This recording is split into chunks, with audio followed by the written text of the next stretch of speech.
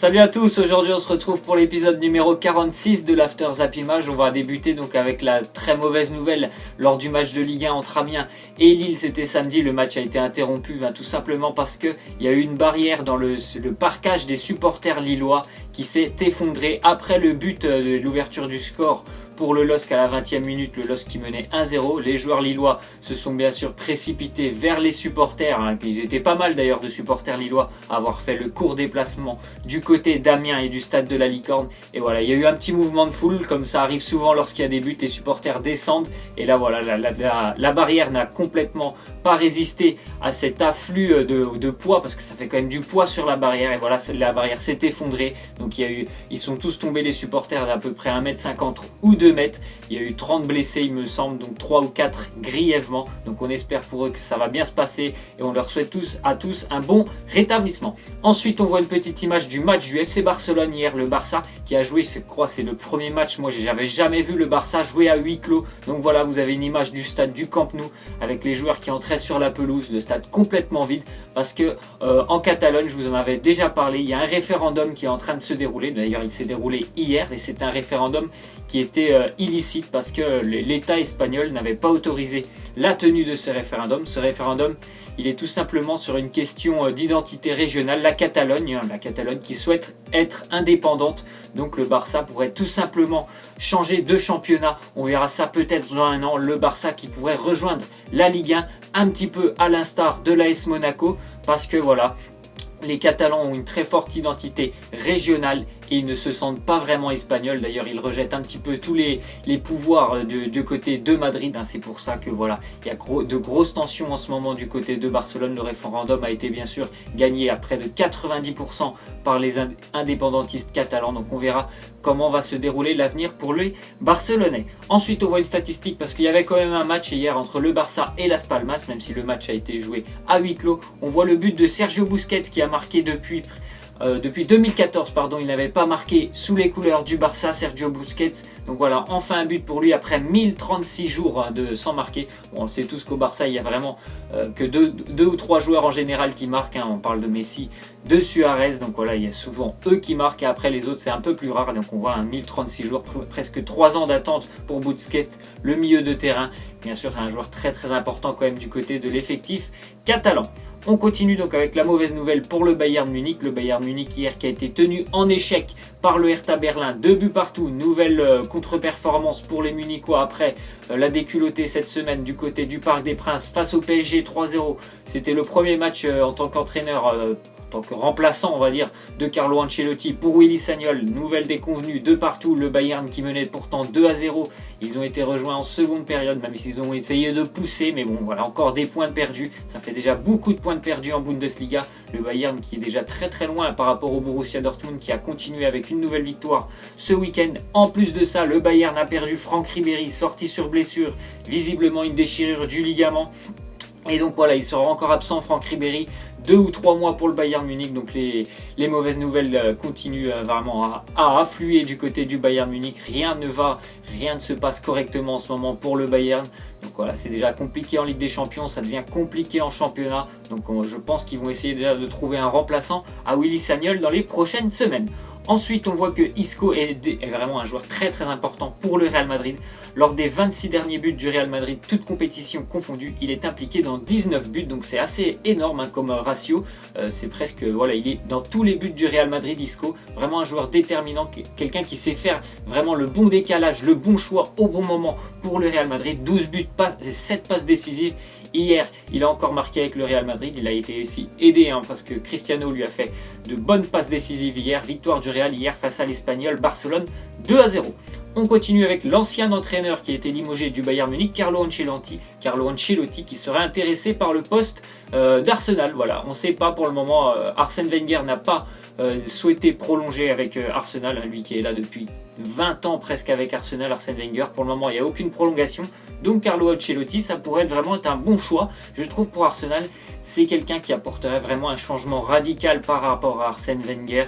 Niveau déjà recrutement des joueurs, je pense qu'il y aura un autre directeur sportif, il y aura une autre méthode de travail à Arsenal. Ça pourrait leur faire peut-être un peu de bien pour les Gunners dans les prochaines années. Ensuite, on voit que Laurent Koscielny est forfait pour les 2 prochains matchs de l'équipe de France. Donc il y a un remplaçant. Le remplaçant est connu. C'est Adil Rami qui va faire son retour normalement en tant que titulaire avec l'équipe de France. Après, on verra si Didier Deschamps va titulariser par exemple Presnel Kimpembe ou Adil Rami. Adil Rami, quand il est dans un bon jour, c'est quelqu'un de très intéressant. Bon, c'était un peu compliqué pour lui, on va dire, lors de ses premiers matchs avec l'Olympique de Marseille. Ça va un peu mieux en ce moment, c'est déjà un peu mieux pour l'OM et un peu mieux pour lui, donc on verra si ça va bien se passer pour l'équipe de France et on le souhaite tous bien sûr que ça se passe bien. On continue avec les statistiques du Napoli, le Napoli qui a encore marqué 3 buts hier, victoire 3-0 pour le Napoli face à Cagliari. Et voilà, la statistique, c'est 3 buts lors de chacun de ses 11 derniers matchs en Serie A. Le Napoli, qui est bon leader, bien sûr, en Serie A. 7 matchs, 7 victoires, déjà 25 buts marqués. Donc voilà, c'est plus de 3 buts par match, mais c'est normal, c'est la statistique. En plus, une très bonne défense pour le moment. Je vous conseille vraiment de regarder un match du Napoli en entier si vous avez l'occasion en Serie A. C'est vraiment un football magnifique. C'est vraiment tout pour l'offensif, le Napoli. C'est super beau à voir jouer. Et j'attends vraiment le choc pour le Napoli face à la Juventus Turin.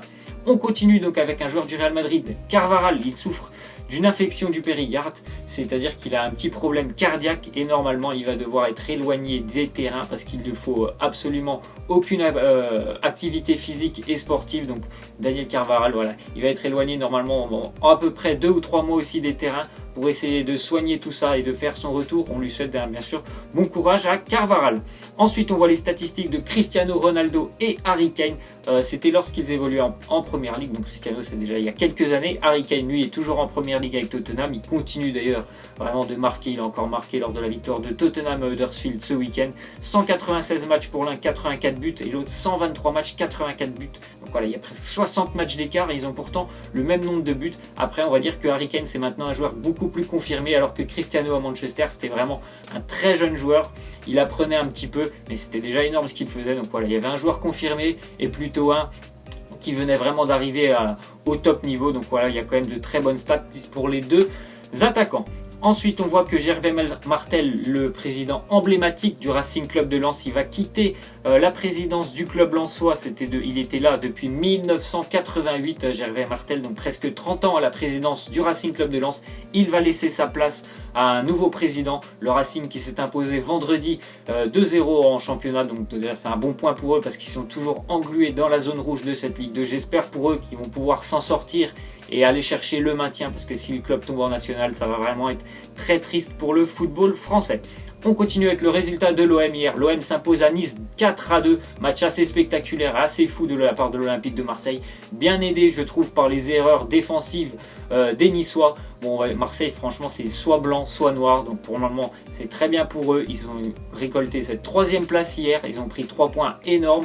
4-2 à Nice. Nice a beaucoup de difficultés à domicile en championnat.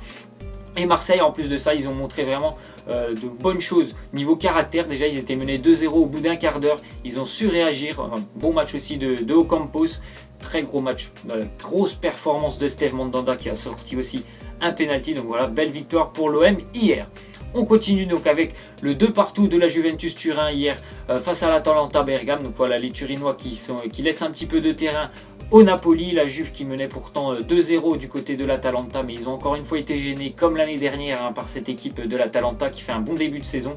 Ils avaient perdu leurs 2 premières journées et depuis il n'y a que des victoires ou des matchs nuls, toutes compétitions confondues. Paulo Dybala a raté un penalty, c'était un penalty important parce qu'il aurait pu avoir 3-1 pour la Juventus. Donc voilà, ils ont été bien gênés et ils perdent des points déjà par rapport au Napoli. Ensuite, on va voir le résultat du Paris Saint-Germain. Le PSG s'est imposé 6-2 face à Bordeaux. C'était samedi et il faut remonter à presque 2008, ouais c'est ça, non 2006 pardon, pour voir une équipe mettre 5 buts à la mi-temps. C'était l'Olympique Lyonnais face au Mans. Lyon qui s'était imposé 8-1 et il menait déjà à la mi-temps 5-0. Il me semble les Parisiens menaient eux samedi 5-1 face à Bordeaux. On continue avec les résultats de la journée de Première Ligue. Je vous l'ai dit, Tottenham s'est imposé 4-0 chez le premier Huddersfield. United a encore écrasé Crystal Palace 4-0. Toujours aucun but et aucun point pris par Crystal Palace cette année. Il me semble que oui, voilà, West Ham a aussi gagné face à Swansea 1-0. Le gros match c'était Chelsea-Manchester City, victoire de City 1-0. Arsenal s'impose face à Brighton. Encore une déconvenue pour Everton face à Burnley 1-0. On continue avec les résultats de Ligue 1. Donc Monaco a été tenu en échec vendredi par Montpellier. Sale semaine aussi pour les Monégasques. 1-1. Le PSG, on l'avait dit, 6-2 Victoire aussi importante pour Caen qui continue un très bon début de saison pour les Canets à Rennes 1-0. Le FC Nantes de Ranieri s'impose 1-0. Il y a eu un pénalty litigieux à la dernière minute pour le FC Metz. Et hier, victoire de 3 face à Saint-Etienne 2-1 alors que les Troyens ont joué presque tout le match à 10 contre 11. On voit une petite déclaration maintenant de Guardiola. Il nous dit: j'aimerais sentir ce que c'est d'entraîner dans un mondial ou un euro. Donc on voit peut-être déjà une reconversion pour lui après Manchester City. Est-ce qu'il aura une sélection européenne ou une sélection sud-américaine? Moi je trouve qu'il irait très très bien niveau profil de jeu avec l'équipe d'Espagne. Mais bon, ils ont déjà aussi un très très bon sélectionneur, les Espagnols. On va terminer avec la petite question que je vais vous poser. Pour vous, à l'heure actuelle, quelle équipe a le plus bel effectif à l'heure actuelle? Donc il y a Manchester United ou Manchester City. Il faut prendre en compte que les deux ont des blessés. Du côté United, on va dire qu'il y a Pogba. Du côté de City, il y a Agüero avec son accident de voiture. Bon, moi je trouve quand même que Manchester City a un plus bel effectif, mais j'espère vraiment de tout cœur que United sera champion. Donc je vous laisse me répondre à cette question. Je vous dis à la prochaine. Ciao!